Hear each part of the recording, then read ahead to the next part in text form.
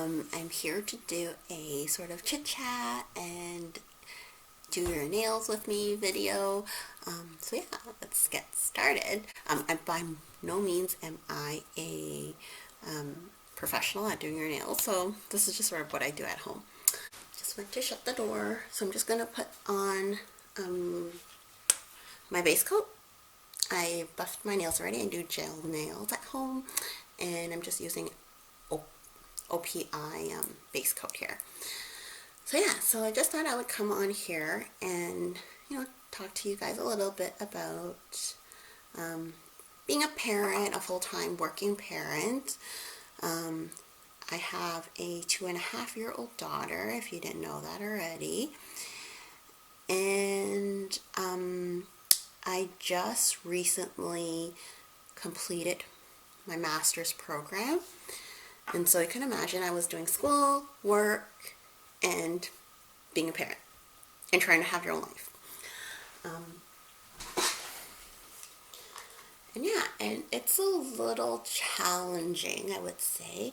And my husband and I, we talk a lot about this topic, about, how do we want to raise our daughter. A lot of what we talk about is around our daughter. We don't talk about like TV shows or like gossip stuff like that much, like celebrities and all that. Yeah, we mainly talk about our daughter and how we want to raise her. We sort of question like our own parenting styles, and so we thought, hey, this might be an interesting topic for some of you. So I think it is challenging to be a modern day parent, a modern day mommy. You kind of have to do it all, or at least you feel that way sometimes, or most of the times. And you see some mommies who manage it all and they're so happy doing it. And at the same time, you see some other mommies, and sorry if you're a daddy watching this, but because I'm a woman, I'm going to speak about, from the mommy perspective. But yeah, some other mummies, they sort of feel, they've lost themselves in all this. That is a little bit like a sacrifice. Or maybe it's really like a sacrifice to them. They perhaps lost their sense of self. They can no longer do what they did before, or they feel that they can't do what they did before. They had their child, maybe hanging out with friends a lot less. I know I definitely have hung out with my friends a lot less. Not that we're not, we are more distant now. I've also moved further away, which is part of the reason. And yeah, so they feel that sense of loss a lot of the times, and sometimes it may even be in the form of resentment towards their child. Hopefully not. But it's really hard to sort of separate that sense of loss and resenting your child. And I'm sure a lot of mummies will feel guilty if they do resent their kid, right? Because it's like, I'm a mummy, why should I feel that way? And I'm sure we all go through these phases. There are days, let's be honest here, there are days when I'm just like, oh my gosh, this child, especially on the days that she's misbehaving, right? But I know it's the behavior and it's not her that I'm upset about, and I think that's really important. But what my husband and I have noticed with our friends, they're comparing the ones that are loving it and doing it, enjoying every single bit of it, and then the ones that are not quite enjoying it as much. We don't know if it's a cause and effect thing, but we've also noticed that their kids behave differently. So the ones that are really enjoying it, their kids are relatively well behaved, whereas the ones that are not enjoying it as much are not, they're not as happy about it. Their kids are a little more hyper or a little more needy. And yeah, we think, again, we're no experts, this is just observation and what we have experienced ourselves with our own daughter. is it might have to do with sort of like your purpose in life. So we've noticed with, and same with ourselves, like myself, I would say that my purpose right now is to make sure that my daughter is healthy and happy and nurtured, whether mentally, emotionally, physically, stimulated. And that is sort of my purpose or my goal as a mommy or as a person right now. Not saying that I've dropped everything, work, whatever, education aside, as obviously I haven't. I'm still working full time. I've pursued my master's degree while being pregnant and after having a child. So I haven't dropped any of that stuff, dropped it. I have continued pursuing that. It is still really important. But at the same time, it's also about my daughter, and she's sort of the focus. And I think that's really important because when you put that into perspective, then everything you do becomes about your child. And it's not so much about losing yourself because now your priorities are different. You prioritize your child, and she is as part of me, a part of myself, right? My identity as a mom. And so, yeah, there are hard days, and people always say the nights are long, but the years are short. But, you know, at the end of the day, I can say I've enjoyed it. Even on the bad days when she is terrible and I'm exhausted and my husband's away a lot, so I have to manage, housework, chores on top of all that. Even though I'm like physically tired and I'm just like lying in bed, I'm like, oh my gosh, I can't even move in at all. Even if I'm physically tired, emotionally and mentally I'm not. And I think that's an important part. If you think of being a parent or being a mom as a job, hopefully it isn't, but if you do put it in that perspective, it's a job. You know how people say if you enjoy what you do, it's not work? I feel that way about being a parent. And I do take a lot from my regular day work into parenting and vice versa. So I do enjoy my regular job, my full-time job, and I don't go into work feeling like it's work. Like I wake up in the morning and I'm like, cool, go do my job. Whereas if you don't enjoy it, you're just like, oh man, another day. Oh, gotta get through this day, another 8 hours. And I feel like that's the same as being a parent, all right? When you enjoy being a parent, you don't feel like it's a struggle. You don't feel like, oh, another day. I can't wait till, it's the weekend. And I can only imagine how hard it is right now with the whole COVID-19 when everyone's stuck at home.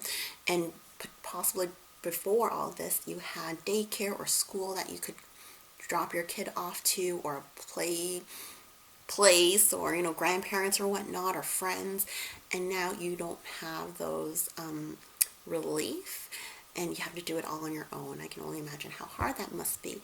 And every day, if you wake up in the morning and you're just thinking, oh my god, I cannot do another day of this, it's just going to come true. It's just going to be that hard. Oh, back to the nails now. So I'm just putting on this burgundy color, just because I'm too lazy to think of a pattern or anything like that right now. Too distracted talking to you guys.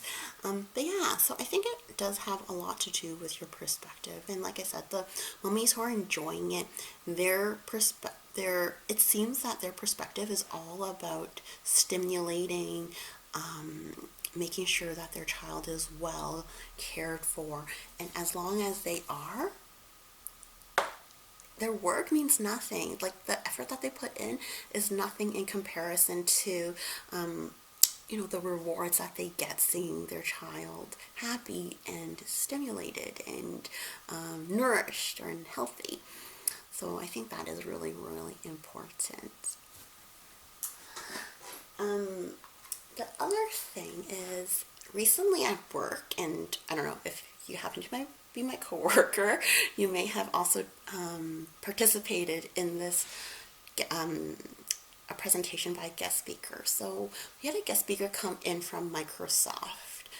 By the way, I work in healthcare, not in IT, but we had a speaker come in from Microsoft. And she talked about this whole mindset that Microsoft now uses. It's called a growth mindset. And I would really like to share it with you guys because it really resonated with me when I heard about it. It seemed like what we were doing, and right away I told my coworker, I'm like, oh my God, this is like us. And it makes complete sense to me. And you can adapt it to parenting, to motherhood, to work, to school. And it's all about, hopefully no one is actually from Microsoft. If I'm not communicating this correctly, please feel free to correct me in the comments below. But what I got from it was that it's all about changing one's perspective. Instead of feeling judged or compared or whatever you want to call it, is about changing your perspective. So what can you learn from this and how can you grow from this? And I sort of see that in parenting. Something doesn't work with my child, I'm not going to throw a fit. I'm not going to feel like a complete failure. Nobody's perfect. I don't care how many kids you've had. Every child is different, right? And the way you parented your first child is different. No matter what you say, it's different than the way you would be parenting your second or third or subsequent children, because you've never been a parent of two until you are a parent of two. You've never been a parent of three until you are a parent of three. So every single experience is different, and you can always learn from those experiences. And so just looking at every experience and how can you learn from it? How can you improve? You can always ask for feedback, and depending on the age of your child, they may or may not be able to give you feedback. But from your spouse, right? Or from friends. If you've noticed that other parents are doing something different and it seems to be working with their kids, ask them what they're doing. I think it is really important. There is a whole nature versus nurture debate, and we've heard tons about it, that, a lot of parents, usually the ones that are struggling a little bit more with their child, tend to say that it is the child's personality. It's not the parent, it's a child. And the whole thing about the growth mindset is flipping that lens. What am I doing that I can change to potentially make this better next time, the situation better next time? Is it the way that I approached my child? Maybe I should have asked them, what was bothering them? Or was it something that I did that triggered their behavior?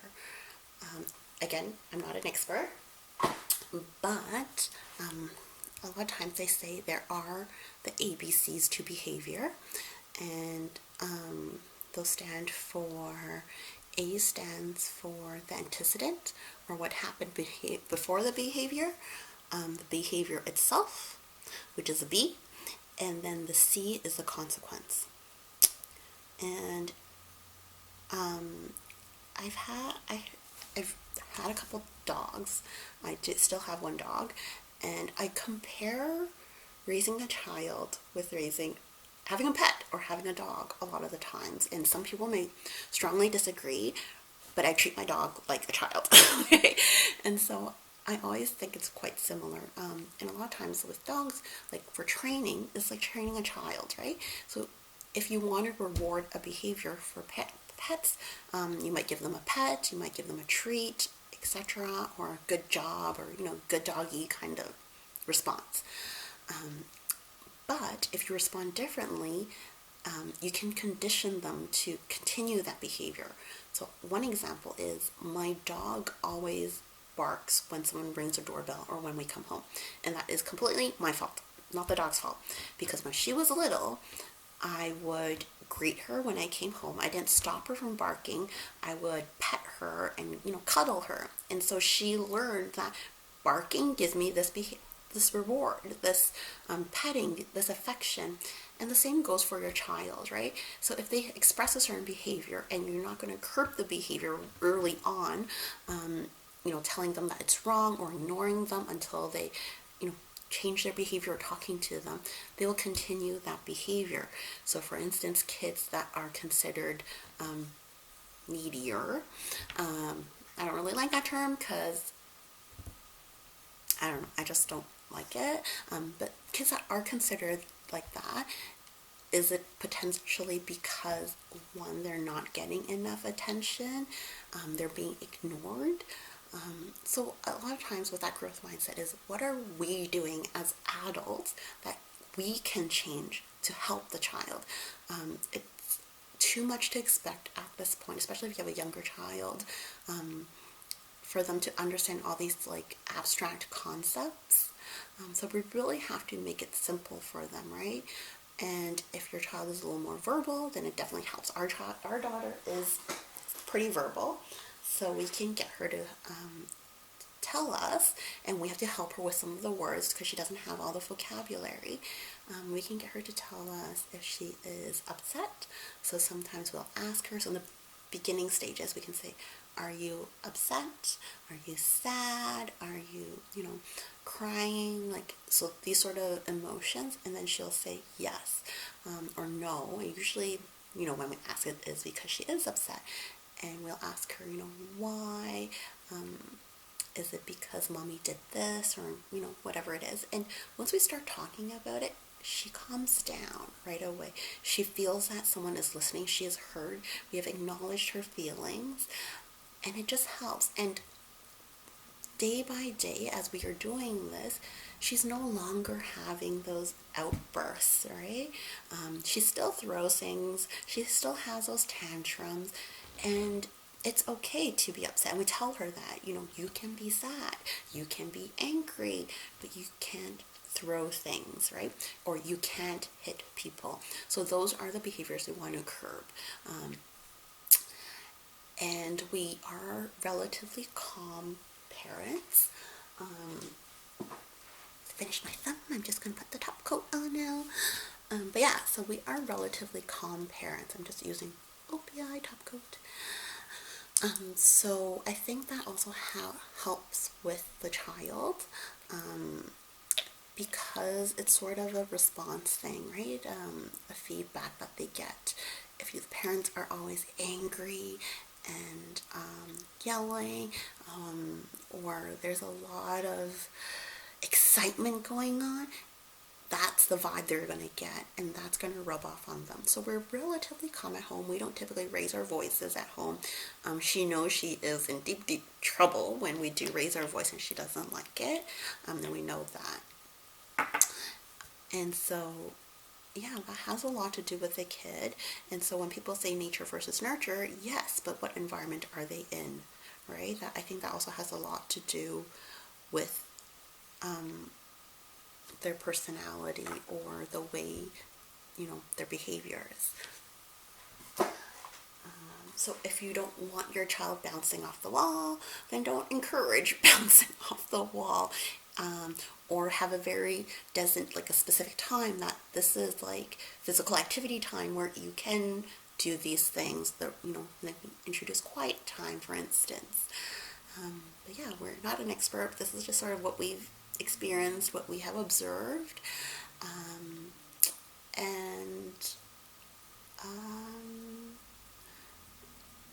So I do think that if your child is calmer, or some people might think like, oh, they're an easygoing child,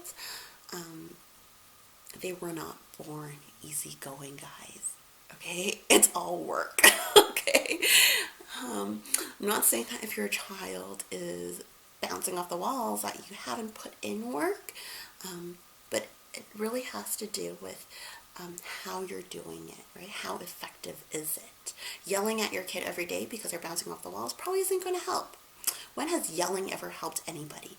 right? You've been a child before. Has it ever helped you?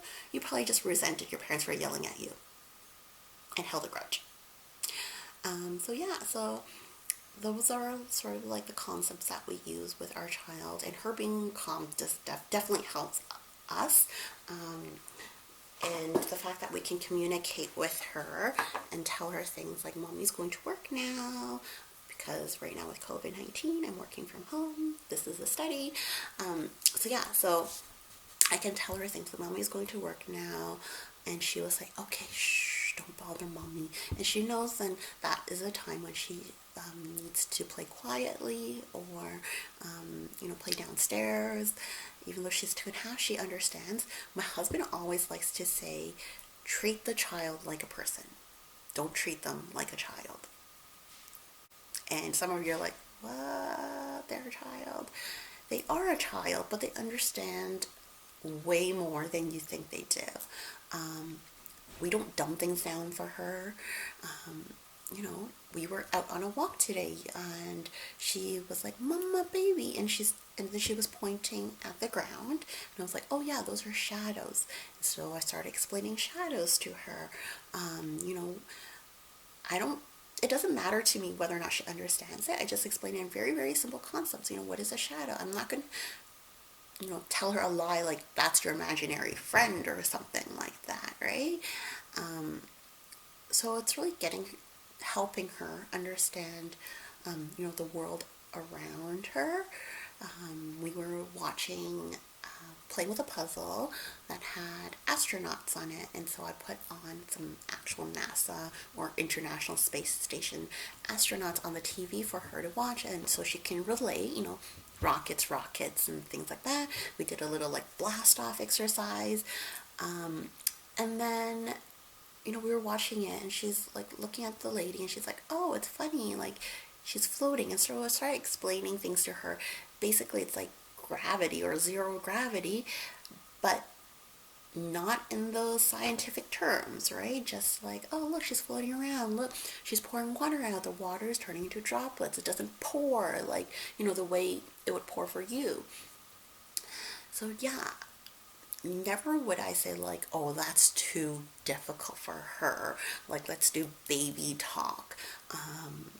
No, I don't think anything is above her comprehension. And so, yeah, if you put that into, your regular everyday perspective, you just have to explain things to them, right? So they can understand their everyday world. But yeah, so like I was saying, I think perspective is really important. And helping her understand her world and all that. I find joy in doing that. And I guess as long as you're finding joy in it, it won't seem like work.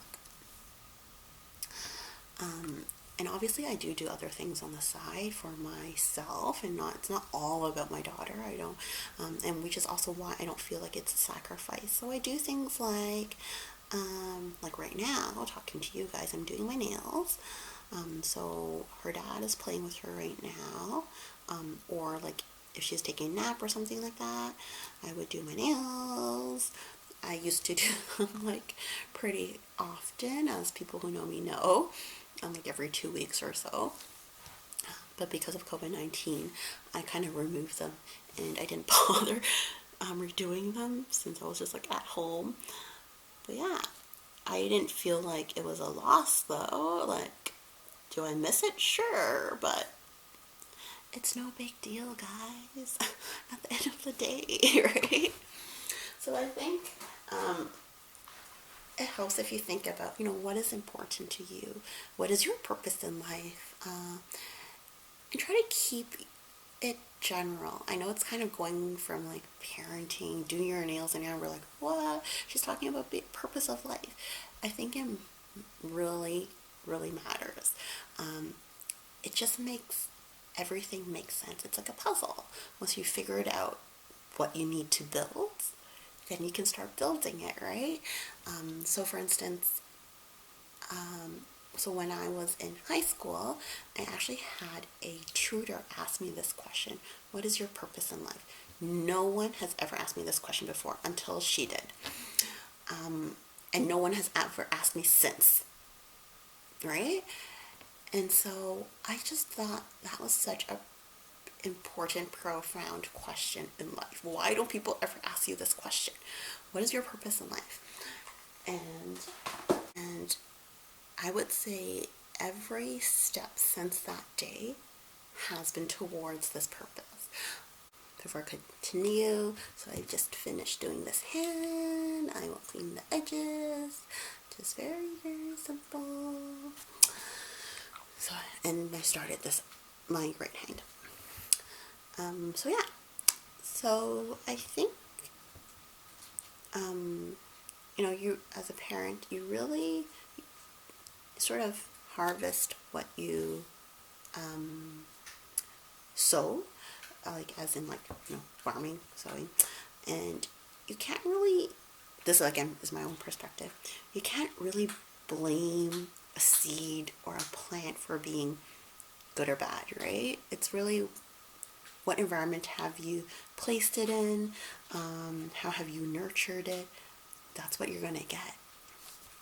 And obviously it does depend on some genetics of the seed, obviously. But yeah, that's again just my perspective as a parent. And so some of you wonder, okay, well, how do you do everything? Because that was part of, the title of this video, Chitchat, Modern Parenting. So like I said, I go to work. My child does not go to daycare, as you know from previous videos. We do have my mother-in-law.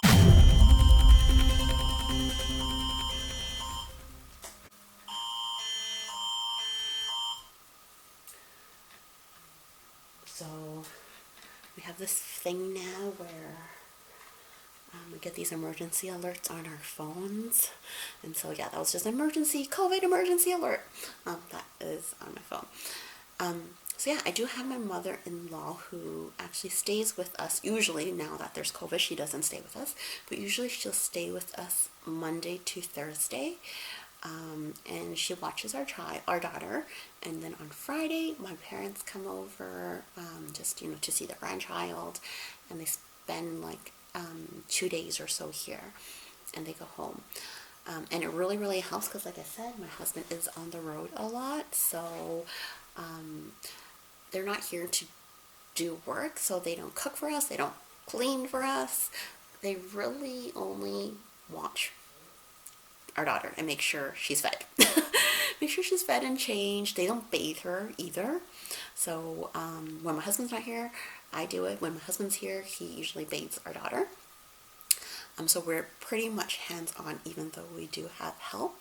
And then on the weekends, I don't have a cleaning lady, and so I do all the cleaning when my husband's not here. So I vacuum, I steam up, I do the laundry, and then when he's here, he might help like vacuum, for instance.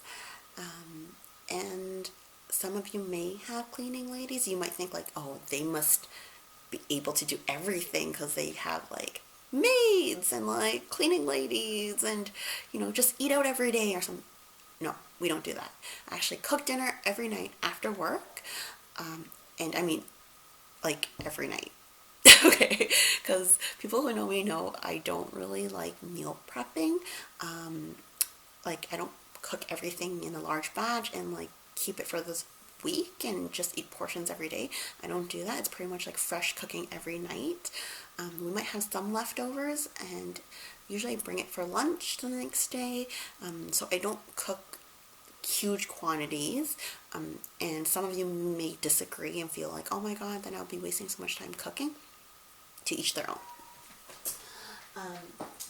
And back to like the whole not having a cleaning lady. There are a couple of reasons for this, I think. So growing up, my parents did not have cleaning ladies. I would see my parents do all the housework, and my husband's parents or my in-laws did not have a cleaning lady either. His mom was a pretty much stay-at-home mom, so she would do most of it. And I didn't think there was a need for a cleaning lady because, like, well, my parents didn't have one. They did it, so why can't we do it? What, just because we're younger and more educated, we're too good to do housework?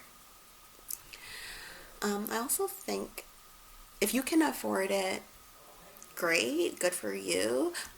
Again, to each their own. But I also think it's important that our kids see us do housework, um, and learn to do housework. All right, so again, it's all about that environment that you put them in. So my daughter, um, at least the people who've been to our house know that our house is not very messy. We teach her to clean up. She sees us clean up. She, wipes the table and all that. She puts things away because she sees us do it. And I feel like if we had hired help to do it, she's going to learn that she doesn't need to do it because she can just hire someone to do it, right? And it's not even a matter of whether or not we can afford it. It's really that mentality, like, why when you can do it yourself. I also think that I'm, I guess I might be more picky, and so I'm just like, well, I kind of want to do it myself to make sure it's all done properly. Maybe one day, when she's older and we are busier, like taking her to certain classes and whatnot, or if we have more kids, maybe we'll look into like having someone come help every now and then. I also vacuum, steam mop, do laundry, all that stuff every week. So I don't know. Some people might have like help come in every other week or every month, but I can't stand that because I vacuum every week and there is a ton of dust already. I don't dust every week though. I probably will dust like every 2 weeks or so, and I know which areas typically accumulate dust, so I kind of focus on those areas. And that's the other thing. If you don't want to clean so much, don't have so much stuff out, right? So keep them in boxes. Don't have everything lying around because it's going to accumulate dust and get dirty, and you're going to have more things to clean. More COVID alert.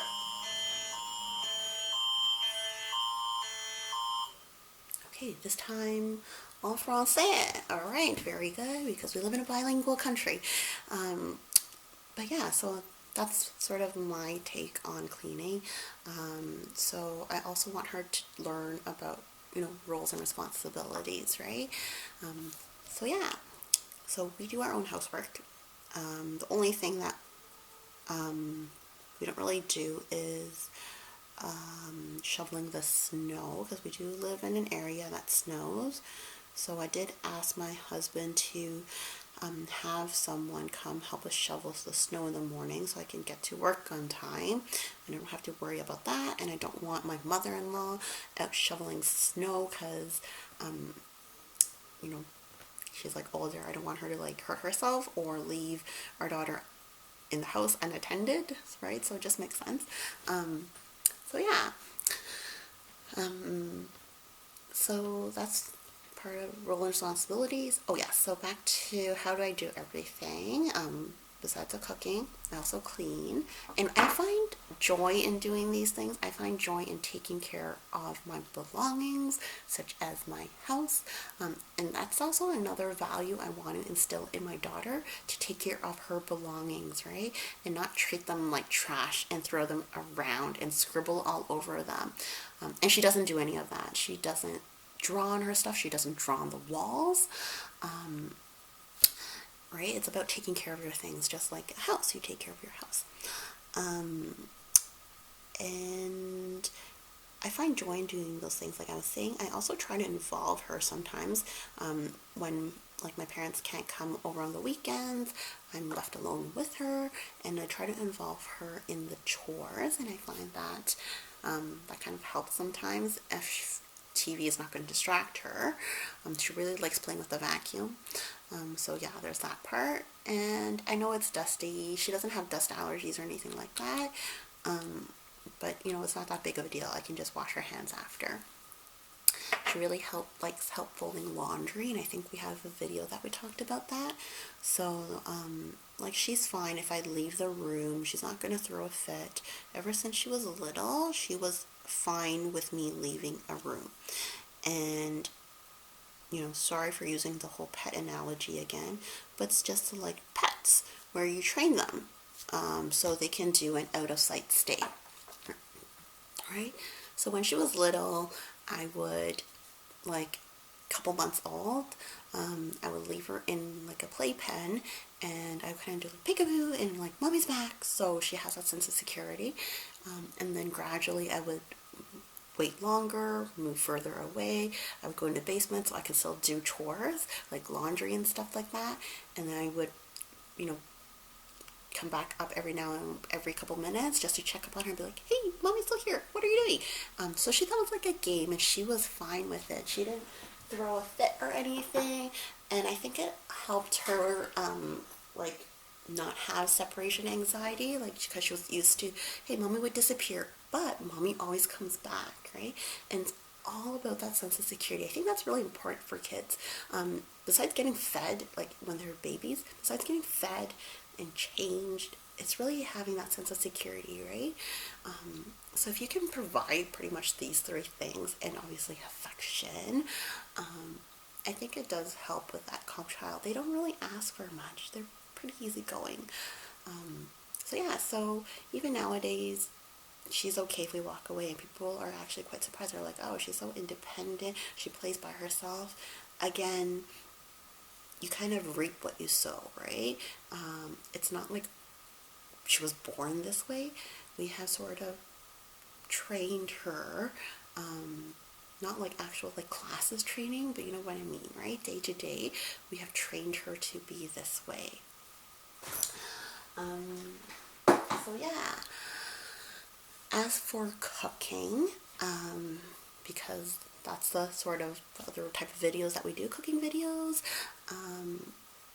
I actually find enjoyment in cooking. Besides, you know, providing food for your family, it's another way of taking care of your family and yourself. I do enjoy it a lot, and I enjoy eating a lot as well.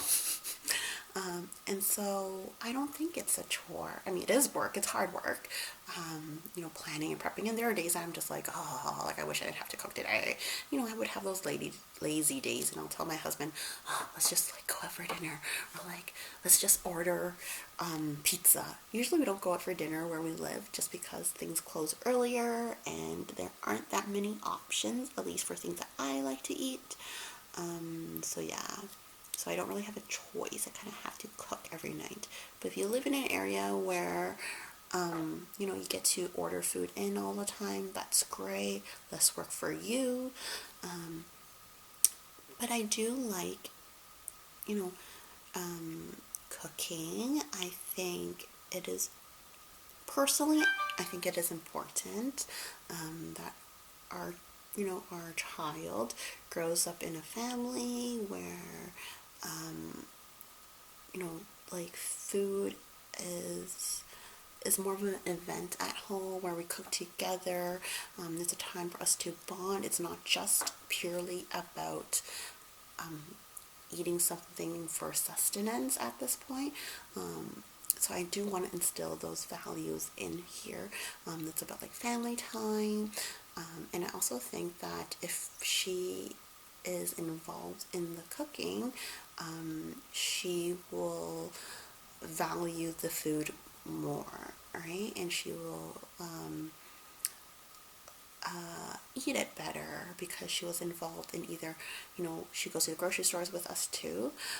So she was involved in, say, selecting the vegetables. She learns about vegetables and colors and all of that through doing chores, cooking and all that.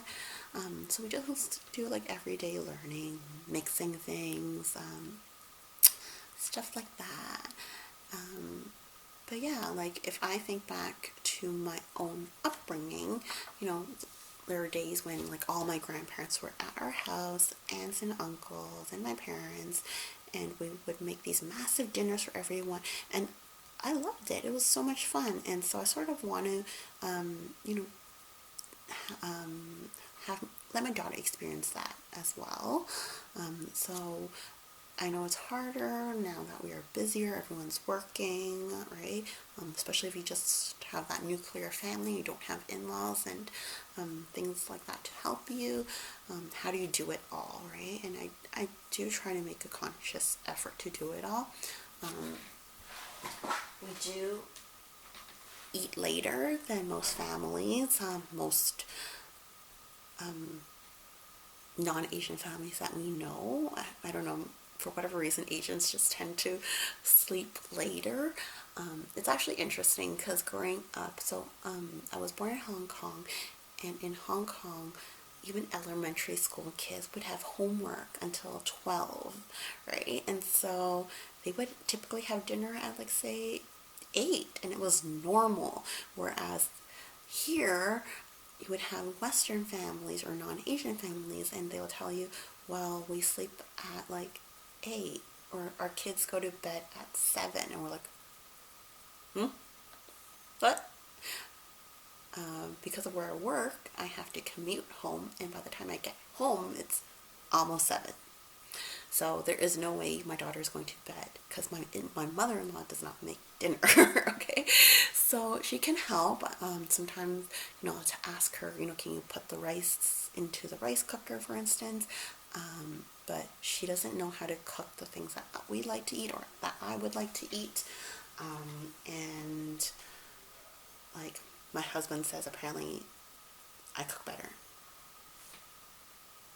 right? And so I just rather I cook rather than having to eat something I don't want to eat. I find that more painful than doing the work. So again, to each their own. If you can eat, say, cardboard and you're okay with it, then that's you, right? That's fine. But again, like, that's my enjoyment. And the other thing that might be interesting to some of you is there is this pyramid called Maslow's hierarchy of needs. So if you look at that pyramid, you will know where you sit.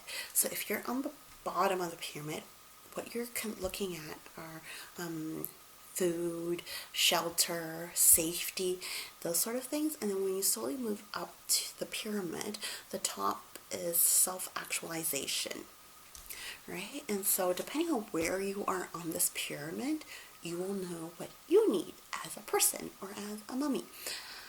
I just finished this hand. I just have to put the top coat on.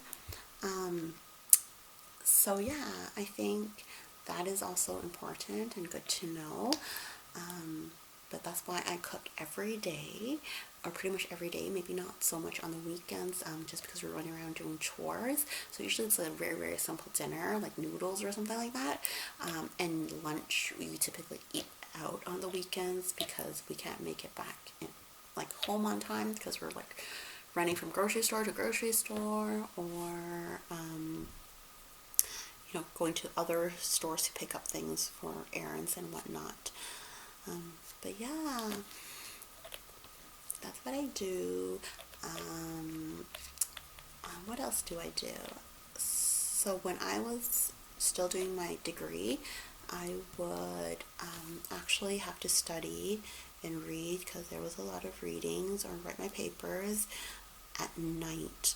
So I would have to stay up really, really late. And, this is after cooking and cleaning and doing all that stuff. And it was hard, but I guess what sort of motivated me was also knowing that I wanted my daughter to know. I mean, she was obviously too young at that point to know, but when she would grow up, that I can tell her that, yeah, this was hard, but mommy did it for you because mommy wanted to show you that you can do it all, right? It's just whether or not you want to. You make time for, what you want to do. You have to prioritize. There are weeks that I don't watch any TV. or Netflix or internet or YouTube or anything like that. Maybe the only time I would even like surf on the internet might be, say, like when I'm commuting to work or commuting home from work. A lot of times I'm actually sleeping on the train because, yes, we're that tired. But again, it's a physical tired. It's not a mental, emotional tired. So I'm actually okay with that. I don't know about you guys, if you understand what I mean. Emotionally tired. There are days where I don't do anything at home and I am emotionally tired. Like, I'm obviously okay physically because I didn't do anything, right? But emotionally tired. And I think that is way worse and a lot more draining than feeling accomplished and physically tired. So yeah, so that's what I did. There are days when I would also like read papers and things like that on the train. I also use an app for grocery shopping, and I would actually look at the flyers while I'm on the train. And then when it's the weekend, when I go out to get groceries, I would just quickly go and get the things that I already picked out, right? Or you can always order if you can, if you have that service where you are, or if you can afford it, you can always order online and just pick up your groceries that way. I do like going to the store to pick it up myself. I just like to feel it and, to actually see it. And again, it's what you want to teach your kids, right?